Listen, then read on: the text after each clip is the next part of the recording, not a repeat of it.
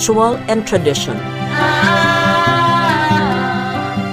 In the season of Dayaw, we will relish the preparations and celebrations that have defined our many cultures. What do we as Christians, as animists, as Islamic Filipinos value most? And how do we mark our years to show our collective aspirations? Tayo'y magdiwang at magpasalamat as we mark the milestones of the Filipino year. This is Dayaw, our knowledge, our pride.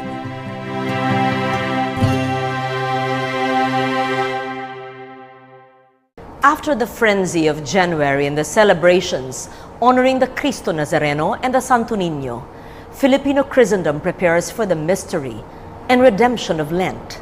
With so many traditions to experience, we focus on the most iconic of these traditions. We focus on the performative aspects of these rituals, the chanting and singing, the drama and the theatrics.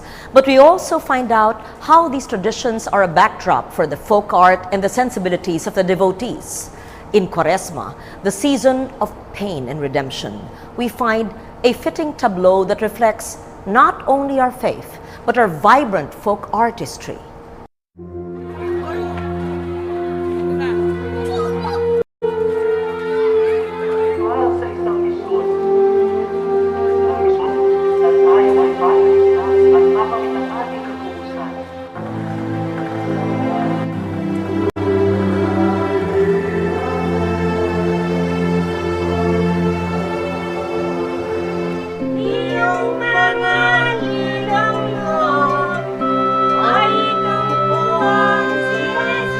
The chanting of the Pabasa is one of the simplest forms of folk devotion that mark the Catholic Filipino celebration of Semana Santa.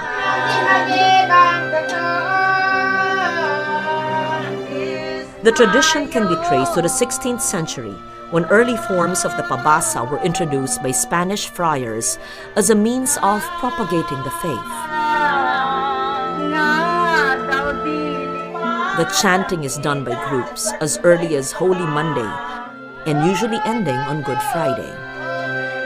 On simple makeshift altars or before an assembly of elaborately vested heirloom santos, the Pabasa is a community activity where neighbors gather and take turns to chant the Passion of Christ. Ay magkano kaya baga sa aking magiging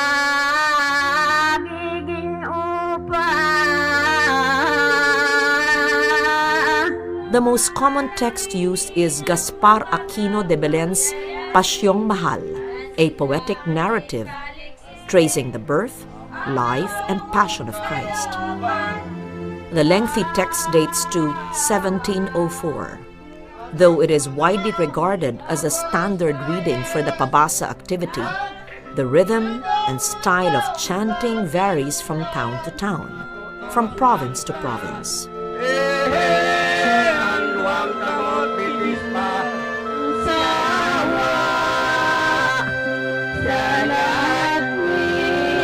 While the Pabasa retells the Passion of Christ through community chanting, other means of remembering Christ's sacrifice involve bloodier, more brutal means.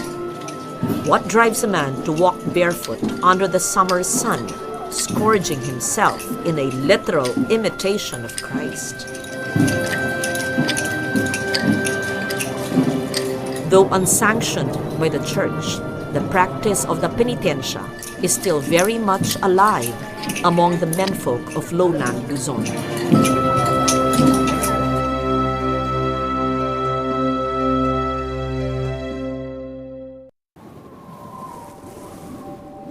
We want Dubai to be number one. That's the vision. Back then, it seemed like a desert dream. But we had brothers who believed that our desert is a land of endless opportunities, who believe nothing is impossible to a willing heart. The Filipinos. And so they came, the best and the brightest, with the will and the skill to build the biggest and the tallest.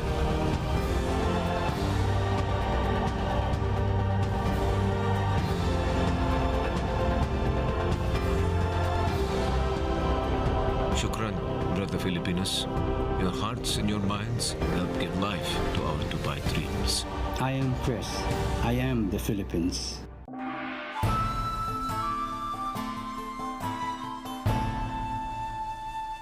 Theater has always played a significant part in the Catholic Church, but it is in the folk expression of theater that we see how the stories from Catholicism have been filtered through folk sensibilities and reinterpreted year after year with dynamism and creative energy. In the Moriones of Marinduque, the story of Longinos is told and retold, costumes and masks and dramatic action, all becoming, with every passing Lent, more and more colorful.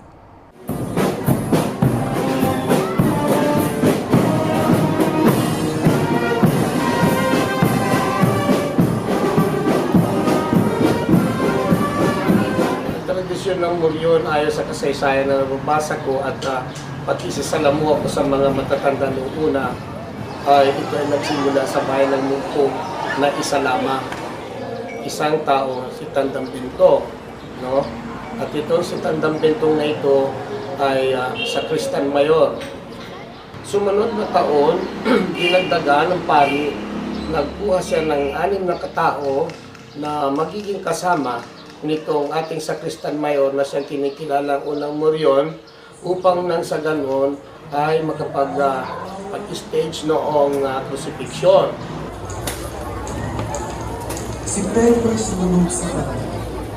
The apocryphal story of Longino is a basis of the Moriones in Mogpog, Marinduque. Blind in one eye, he pierced the side of Christ, and the blood that spurted restored his vision.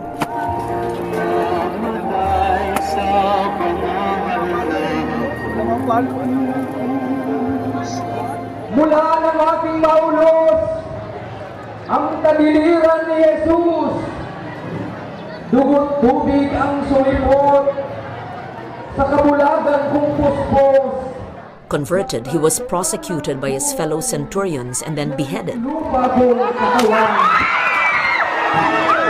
In Mogpog, the story is told and retold in the town streets every Holy Week.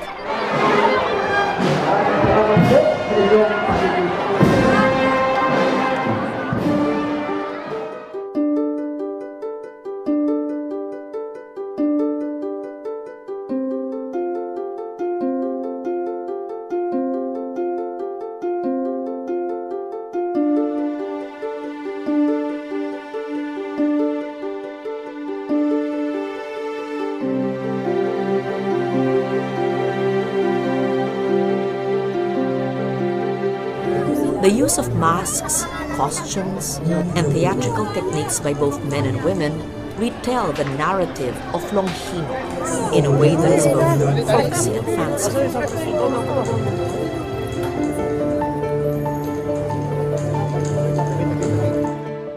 For many, their participation in the yearly ritual is a panata, a pledge and prayer that grows yearly, as both tourism and commerce color their devotion.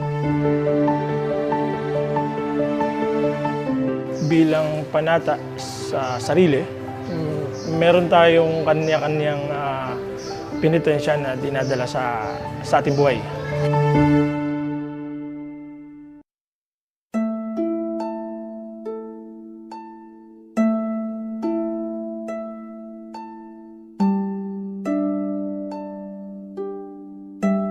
So yung pag-ikot sa bayan, sa katanghaliang tapat sa ilalim ng init ng araw, hindi madaling gawin. Sa sarili ko, desisyon ang akuin ng pagiging isang Kristo. Yung bigat ng krus at saka yung palo na tatanggapin mo sa pag-ikot mo sa buong bayan. Hindi madali, pero kinakaya.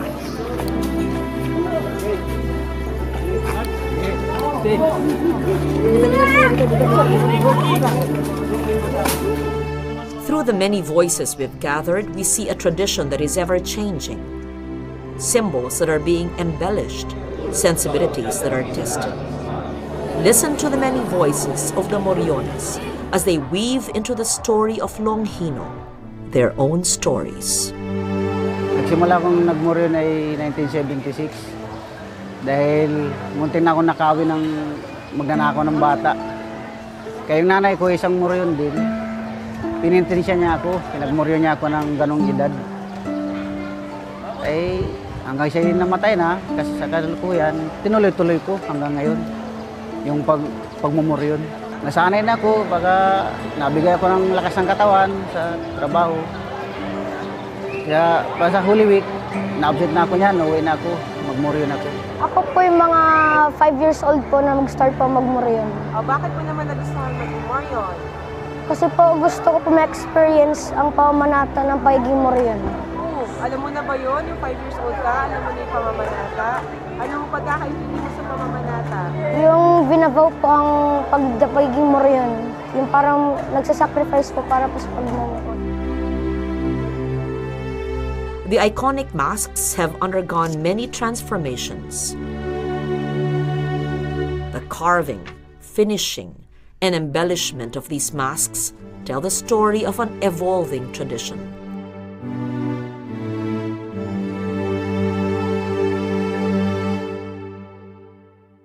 Faithful to the look of the Moriones, but also reflecting current sensibilities and fads.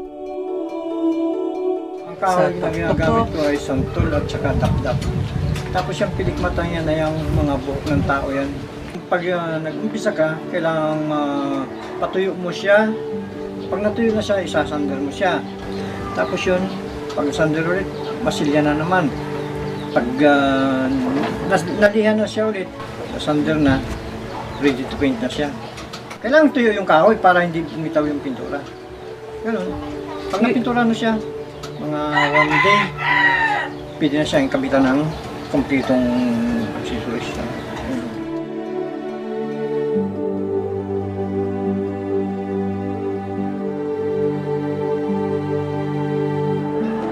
The man who plays Longhino must face up to a yearly challenge.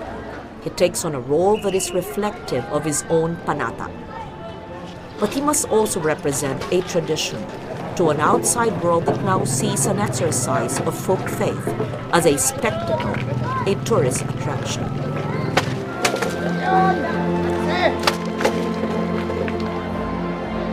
The streets of the town blend with the Calvary of our imagination. Modern features like the back of a dump truck place the centurion squarely in our time, in our realities. The image of an executed man unceremoniously dumped onto a truck resonates with realities all over the world and brings the Moriones of Marinduque into the painful present.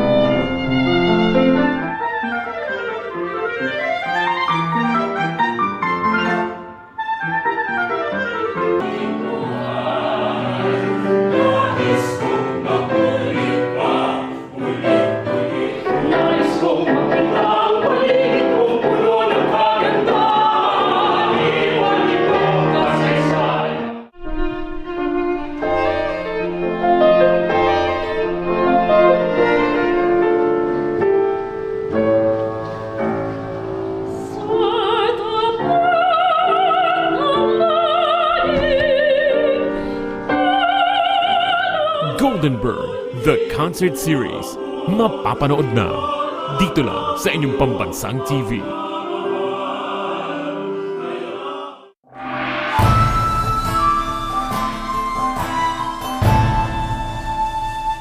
Among many Catholic communities and families, the ownership and care of a santo is a badge of faith as well as social prestige. But for many young Filipinos who have taken an interest in santos, the care of an image is a modern-day panata, a form of prayer that is just as much an act of faith in the Filipino sculptor and vestment maker as it is a pledge to the divine.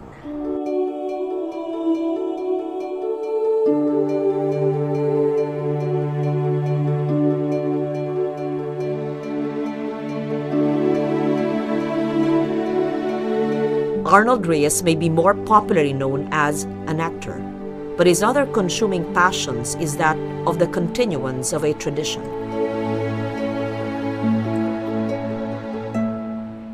His atelier specializes in the design and handcrafting of the heavily embroidered vestments of saints. It is a passion that is built on two elements. The first is a faithful propagation of the faith's symbols, vestments, and their meanings. The second is an adherence to the standards of handcrafting. Ang title kasi niya ay Santo Niño de la Pasión.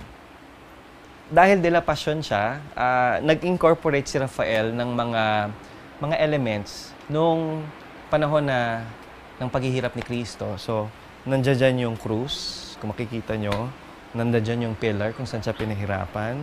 Nandiyan yung mga gamit nung pagpako sa kanya sa krus. Lahat ng mga elemento nilalagay namin. Kahit sa mga Lenten images, kailangan alamin mo kung sino siya. Anong storya niya? Anong naging bahagi niya sa paghihirap ni Jesucristo. So, pag gumawa kami ng damit ng isang imahen, isang santa or santo, ibinabagay namin ito sa kung sino siya at kung saan siya nagmula.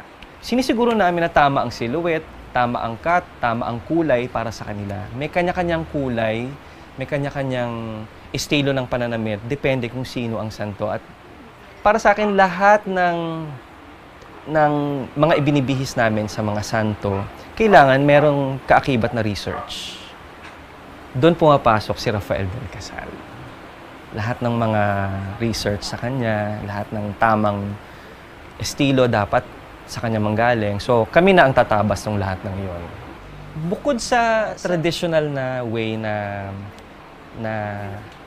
kinokopya namin, kasi yun ang mga inspirasyon namin. Very traditional embroidery na minana natin sa mga nauna sa atin. Ngayon naman, ang ginawa namin medyo three-dimensional na yung embroidery. Kumbaga, kung nung unang panahon mataas na siya, ngayon, mas tumaas pa siya, mas umalsa pa siya. Sa ngayon, yun yung nagiging estilo at brand ng Bordados de Manila. Nagiging three-dimensional yung mga borda namin.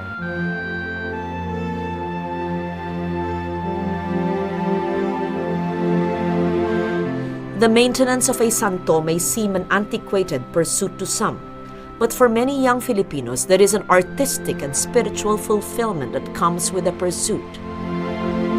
As early as siguro mga super bata pa, yung lola ko sa Hagunoy, Bulacan, importante na for a family, especially back in those days na pag may mga special events, like for example, like Christmas, New Year, and of course, Holy Week, it's imperative, that as a family, that we go there. Tapos, isa sa pinaka very, very rich tradition in devotion ay yung procession ng Holy Week, which is the Semana Santa procession.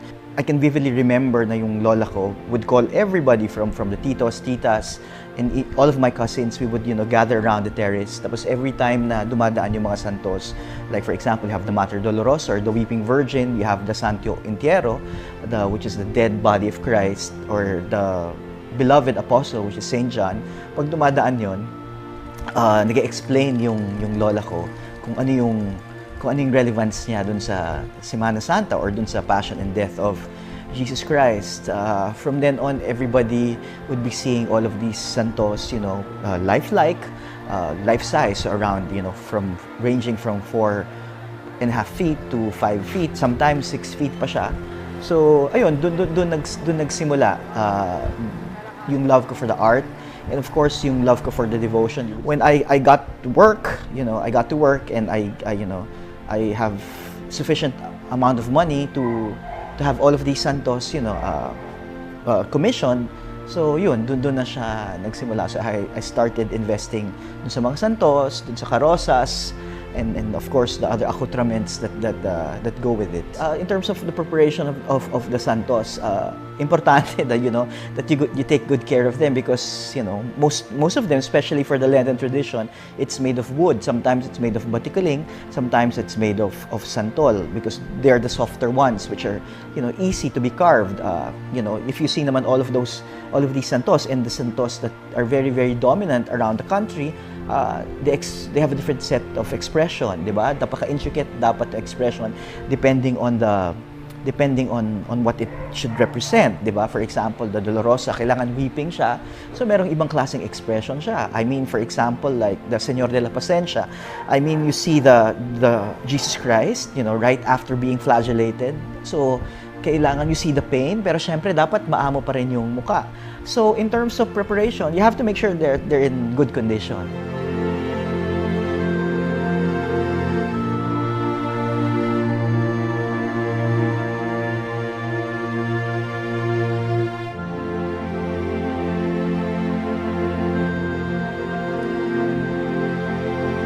This is Saint Cecilia, patron siya ng mga musician. So, I'm a musician. Tas martyr din siya, and meron siyang palm na virgin and martyr. So, virgin, meron siyang, yung color ng dress niya is white and blue. Kasi she dedicated her life kay Christ. Then, patron siya ng musician, kaya meron siyang harp. And naging martyr siya, kaya meron siya ng palm. And this is our Saint Simon. Meron siyang lagari, kasi he is martyred na ginamit yung So parang the very reason kung bakit siya may red is sign of martyrdom. This is the crowning of thorns. Yung nilagyan siya yung pinaupo siya, tapos nilagyan siya ng crown of thorns. We used to call him Señor de la Pacencia. Señor de la Pacencia. In the Filipino term is Poong Jesus na mapagtiis, dahil sa mga tiniis niyang sakit. This is from Paete, Laguna. Siya yung Nuestra Señora de Alegría. Siya yung ginagamit during Easter, yung sumasalubong kay Christ, yung sa risen Christ. This is Santo Niño Jesus de Pasión. Siya yung interpretation ng child Christ na nakita niya na yung passion niya. So meron siyang cross, and yung sign ng passion, meron siyang cross, and meron siyang crown of thorns. This is from the 1800s, late 1800s, from School of Paete, from Laguna. Again, the purpose of these santos are to teach. It just so happens siguro na I appreciate antiques, and yun yung meron ako. Pero again, at the end of the day, the purpose of this is to move people into prayer and to teach them. I think the personal satisfaction is actually more of a personal devotion. I got so in love with the art. Siyempre sa simula, di ba? Bata ka you get to, nakikita mo the art in it. But as time goes by, nagkakaroon ka ng personal devotion na it's a way of giving back blessings. Responsibilidad ng isang nag-aalaga ng santo is, number one, ipakita yung tamang iconography. Pangalawa, spread yung devotion. At ipakita ko ano yung nire-represent niya. And I think the satisfaction is, I believe that I'm blessed by taking care of them. I believe na masarap yung pakiramdam na nasa-spread mo yung devotion.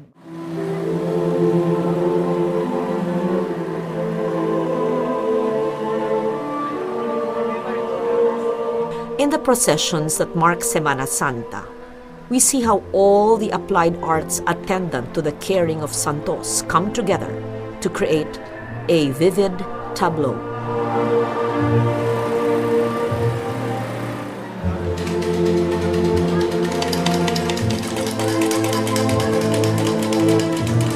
In the libing, in the salubong.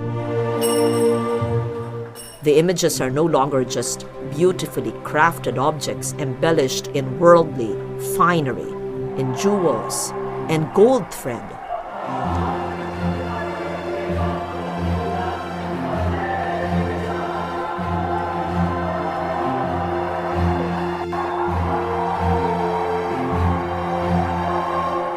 They are the embodiments of divine figures in whom we have placed our hopes and prayers. In many of our traditions, especially during Holy Week or Quaresma, we combine chanting with poetry, with dance and visual arts and so on. Well, the Passion, for example, this is really a very long kind of poem about the life of Christ, about the sufferings of Christ, that is chanted. When you go to another part of the country, in Marinduque, you find the Moriones tradition, which is really a people's art, because those who like to wear the Morion to participate in this tradition will construct his own or her own mask. This mask is very elaborate, and usually there are a bouquet of flowers at the top of the head dress, and the attire is patterned after that with the Roman centurion and all other designs. You'll find really an explosion of creativity, because all kinds of attire are designed, especially in Mogpog, no? Which is the origin of the Moriones tradition. Even children, no? Participating. And women, Moriones, have already been part of the tradition for a long time. To sum up, you find the culinary arts, music, visual arts, dance, and many other types of art during our Holy Week celebrations.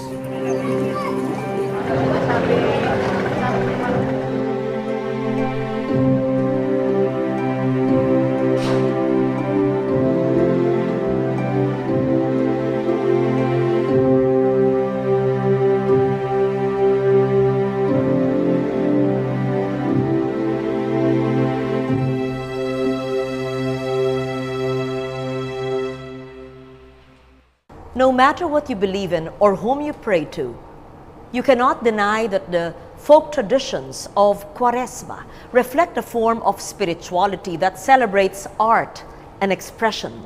In a chantore tableau, in a mask, or an embroidered vestment, so much of the folk artist's ability is expressed and revealed.